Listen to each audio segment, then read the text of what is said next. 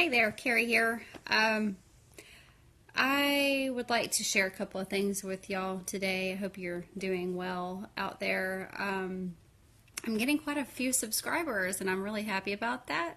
I know I haven't done videos lately. I'm just really going through some stuff personally, and I have a lot to share. I just, it's I want to help heal people, help them with their things, but I can't do that if I don't know how to do it myself. So that's what I'm doing, and I'm actually considering everything I'm going through training to be able to do what I want to do as a career, and part of my mission, why I'm actually here on this planet.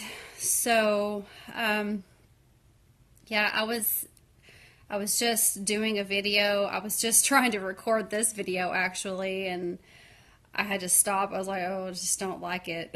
I was trying way too hard, and I noticed that when I try really hard on something, it's just sometimes it doesn't work out the way I want it. I mean, I wanted to get it all set up where you could see my salt lamp and, see. And then I was like, oh, well, there's scratches on the wall here. Oh, God, I can't let that appear in there. And then I had a stack of books here that, can you see on my coffee table? It's all dirty. And it's like I judge myself really freaking hard. And it's like, damn, calm down. You're not going to be perfect. And I'm going to take that back even because, yeah, like I was just watching the 7 Unseen Mirrors from Greg Braden. He's got a video on YouTube, and the last mirror is what I was watching. I take breaks in between. I can't just watch it over 2 hours of a video at one time all the time. Sometimes I can, but not all the time. But I highly recommend that video. The seventh mirror was the mirror of self-perception, I believe. And it's like, what measuring stick am I using to judge myself? Let's see, what was it exactly? Hold on, I got it. I can't remember. I haven't slept a solid 7 hours in months. I'm having some health issues that I'm about to get taken care of. Okay, yeah. So I wrote it all down. See? Mirror 7 of self-perception. What yardstick am I using to measure myself with? What standards am I holding myself to? And the most profound question for me, especially at this time in my life, is how can I be anything less than perfect until I compare myself to others? And then going along with that, if you see yourself as anything other than perfect, what have you compared yourself to? So that's one thing I'm learning right now is like, I'm pretty much perfect the way that I am. And it's only until I judge, I judge myself. I judge those scratches on the wall there, and I'm like, oh, well, people shouldn't have that. People shouldn't live in a little rundown trailer and, in the heart of Texas. Good people can't do that, and I just judge myself so harshly. But yeah, I'm learning to pull myself out of that. But yeah, so the health issues, I have a cyst on my ovary. It's 2 inches, and that's why I have not been able to sleep a solid 7 hours in about a year now. I mean, and like if you can see the circles under my eyes, like, I mean, it looks like I'm on drugs or something. I'm just like, I have gray hair popping out. You probably can't see that because of the lighting, but oh my God. So I'm finally going to get that taken care of. I mean, it's really bad. The pain is bad. I've got fibroids as well. And then I'm going through a lot of emotional stuff. And I'm actually starting up counseling. I went and I got signed up for to see a counselor. I'm starting counseling on Monday to help me through these emotional issues. It's not a psychiatrist, and I'm not going to take medication. no way. But I just feel like I need somebody that I can talk to about my crap, just because I hold it in and I let it all, I let it all just sit there and marinate, like a boil, and it's not healthy. So yeah, I need something a little bit more than my journaling. I have a few friends that I talk to about this stuff, but I feel like I really need to try harder to get this healed. I haven't started using the formula again yet. I'm going to, whenever I feel the urges to do that, whenever I see the synchronicities to do that, I will. Right now my body is like, okay, come on, take a break, lay down, rest, and I'm thinking I might end up going to the big county hospital, Parkland, on Monday after my counseling, just to make sure, like, that I don't have anything serious, like, that's gonna kill me. So yeah, that's where I'm at with that. I did start AA recently. I just went to my second serious meeting where I'm like, I've been to more than two, but I really mean it this time. I want to actually complete the steps, because whenever I eventually start my own spiritual, I'm not sure what I'm going to call myself, but I'm going to be some kind of trauma healer, intuitive trauma shaman healer, whatever the hell I might call myself. But yeah, that's going to be part of my training. I want to go through AA. I want to complete the steps.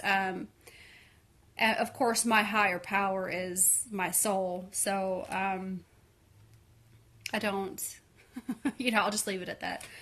I'm still not smoking. I have not had a cigarette in like 5 months. Thank God, because I literally was about to walk down the road of the timeline of COPD, and I would not be able to say that I'm going to the gym now too. So I'm happy about that. Okay, so that's my update. Okay, so let me get on to the reason why I wanted to get my phone. This phone it's my old phone that I dropped it in the toilet twice, not only once, twice I dropped this phone in the toilet, okay? It was a good phone too. It's still a good phone. I can kind of see myself a little bit, but it is what it is. It's an HTC something or other. I like it, but yeah, so it's serving its purpose. Okay, so where do I go with this? I know this is gonna probably seem like woo all over the place, but just keep in mind I'm doing the best I can. If I could do better, I would. I got a lot going on right now, but okay, so this video, and I just want to share with everybody my discovery, my epiphany this morning about the spiritual jukebox. Now, that phrase, that particular set of words, spiritual jukebox, I got from a friend of mine on Facebook, Carrie Milan. Amazing, beautiful soul. So yeah, that's where I heard that. I didn't think of that myself, which that's very clever. Spiritual jukebox. Yeah, and sometimes, it was a very, very traumatic story that happened to me. I have not shared that yet. I don't think I did. But how I discovered that messages come through on the spiritual jukebox. It was very traumatic. So yeah, that was a couple of years ago, and I'm just now figuring out, okay, who's sending the message, and how do you tell what the message is for? Is it for you? Is it for somebody else? Is it to, because it could be very confusing. You're like, what does this even mean? Why is this in my head? So, I went through this dark night of the soul. I'm still, I'm at the final stages of it. I think I've been going through more than one. Because it's a dark night of the soul is a very complex spiritual lesson, okay? So I've been learning lots of lessons. One of the lessons is afterlife communication or other side or whatever you want to call it. But back a couple of years ago, before I even started this channel, I had relapsed on meth, and my vibration was so low. It was so low. I was in the most fear place that I could possibly be. I was terrified. And the reason I was terrified is the indoctrination that told me I'm evil, I'm sinful, I'm not good enough, just like I am. And I literally believed I was the devil, Satan. I found that in myself, and it's so ironic because my journey started with me looking for heaven, looking for God, and it really makes me, I love Florence Welch, I love Florence and the Machine, that song, what is it, looking for heaven, find the devil in me, shake it out or off. Oh my God, I mean that was so me. It really does explain what like everything I've gone through. She went through an awakening similar as well, but I actually went through a walk-in. So yeah, whenever you fear your own shadow, I mean, I was like, what did I do as a soul now? Nothing that I could remember here. But I was like, I must have done some things in a past life that really are terrible, and I'm hated. I thought that every song I heard on the radio was, and of course I didn't really realize law of attraction. Okay, since I'm on me being evil, I'm drawing in, and it was really powerful. I'm a powerful being, okay? I'm drawing in all these things that are telling me, they're reinforcing that. They're going to show me exactly what I already feel, and put that mirror in my face and make me face it. I didn't know that. I was like, oh my God, yeah, that's confirmed. I'm evil. Everybody that was around me and this was like a psychosis, okay? I didn't have one foot firmly planted in this reality. I was way out there. I didn't know my asshole from a hole in the ground. I did not know who I was. I just knew I was the devil. Everything that people would say was secretly, like, it was something else. Like, it meant something else. And I know that's a very schizophrenic thing. I hate that word, but yeah, I mean, that was what I experienced. And it got to a point where I was having really bad nightmares, and I had this dream and this is all adding up to, I have to explain this to be able to tell you what the spiritual jukebox was bringing through, okay? So just bear with me. So yeah, I had this nightmare and this was after the mental institution. I did end up at a mental institution. That was the last time that I was institutionalized, and it was after a meth bender. God, it was awful. Oh my God. I'll eventually do a video about what I experienced with that. Everything I experienced. I'm not there yet, but so when I got out, I still was like, it took months for me. I'm still recovering from it,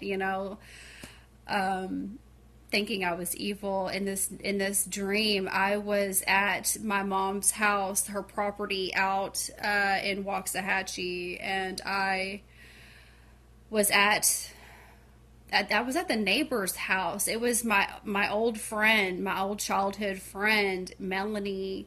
I was at her house, and I was looking over at my mom's property, and I saw people going up a ladder into like this ship, and a spaceship, and there was the ladder to heaven.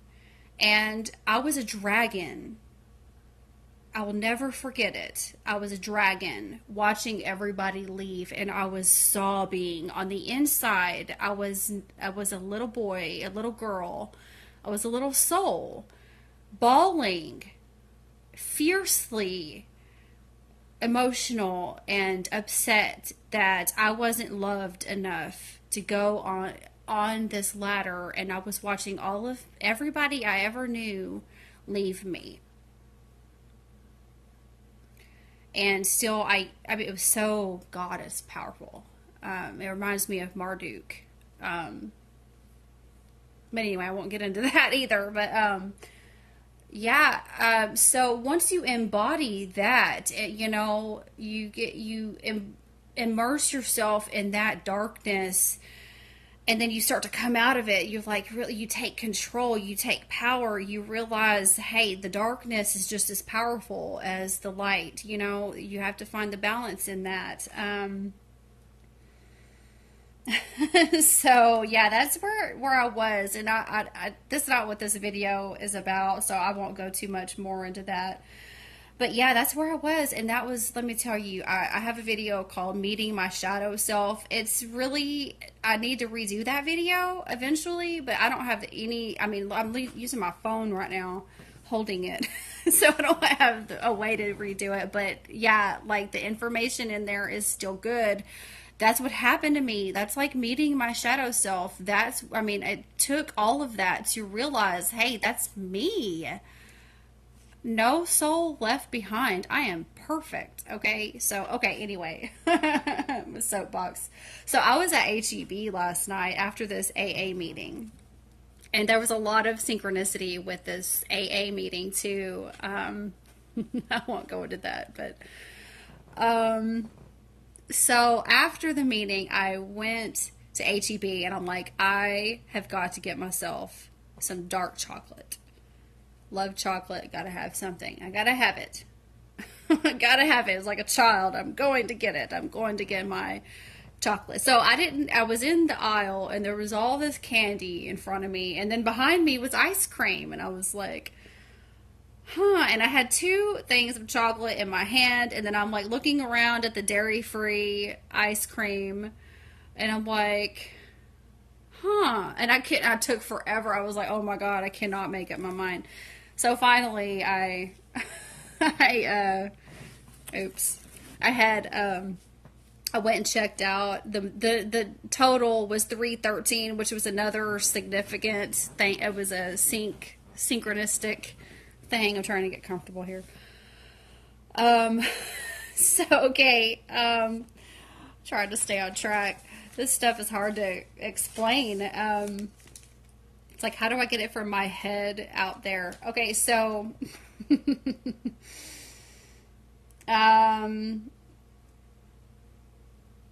yeah, let me go ahead and say, okay, so the dream I had last night, one of them, it wasn't all of the dreams. You remember my dreams very well all the time, always have, because I need to know what I'm doing out there. That's literally me out there doing stuff. So I need to remember that.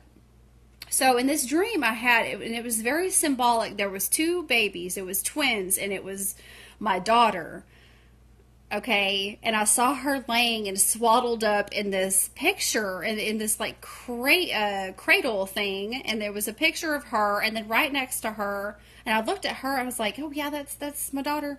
And then I looked at the other baby, I was like, wait, that's my daughter too. What?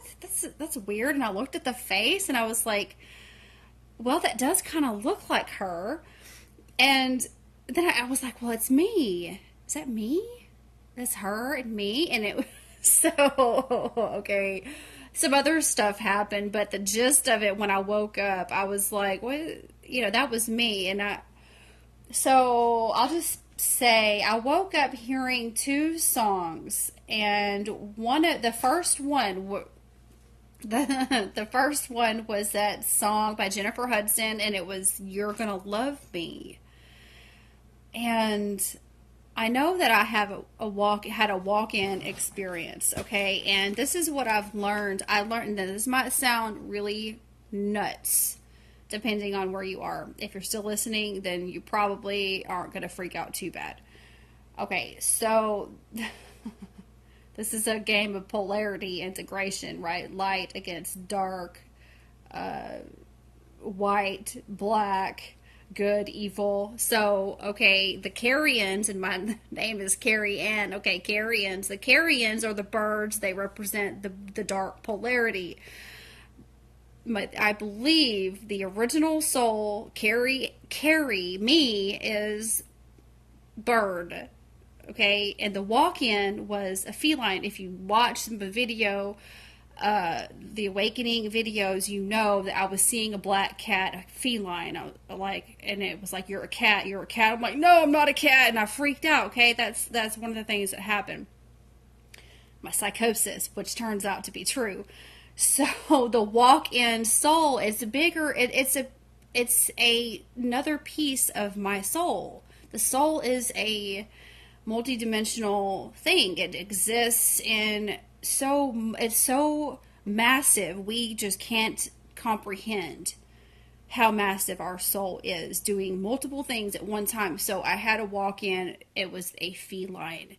The felines represent the light, the mothering, the nurturing, love. Like I don't know how else to explain it. So in the same body here, I'm embodying dark and light. It's a soul braid. It's a walk-in. It's a soul braid. The two souls marrying each other. So I could hear them fighting with each other. So if you go listen to this song. Okay, there's nothing more schizophrenic than hearing two souls talking to each other. Okay, so and I'm starting to see how everything is a mirror. Okay, everything is a mirror. Well, I was running from myself. I was hating on myself. I was pointing to the thing on the wall, saying, "Hey, man, and look at this chair. We found this chair on the side of the road. It was like sitting in the rain for weeks, and we were like, oh, that chair's cool. Let's get it." So, I mean, I was judging myself so hard. Why was I doing that? Why? And I just recently had an experience that showed me that my mother was with me, my biological mother, who is, by the way, I feel like a bird. Okay, I'm not going to get into that here. But yeah, so go listen to the lyrics. It's basically like, you can't do anything that's going to make me walk away from you. You're going to love me. And this was, I feel like, the feline soul talking to the bird, the carrion soul, okay, talking to each other. And I've also had that experience with that song, Soul Sister. I didn't hear it in my head as I woke up, but I heard it, and I got a really powerful confirmation that was one soul talking to the other. And I've heard sister before in my head. It could be related.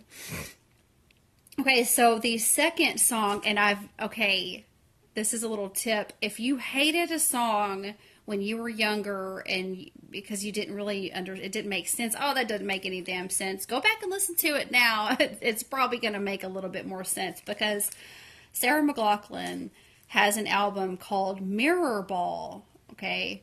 And I had it when I was a kid. I loved Sarah McLachlan, but there's a song called Ice Cream that she does. I hated that song. I hated it. Hold on. Let me get... I forgot I had some chai tea over here. Okay. So I hated that song. I absolutely hated it. Okay, well, go listen to that song because it goes, your love is better than ice cream, better than anything I've ever tried. I would sing it, but I'm not going to. No. And then the second part, the second verse or whatever is, your love is better than chocolate.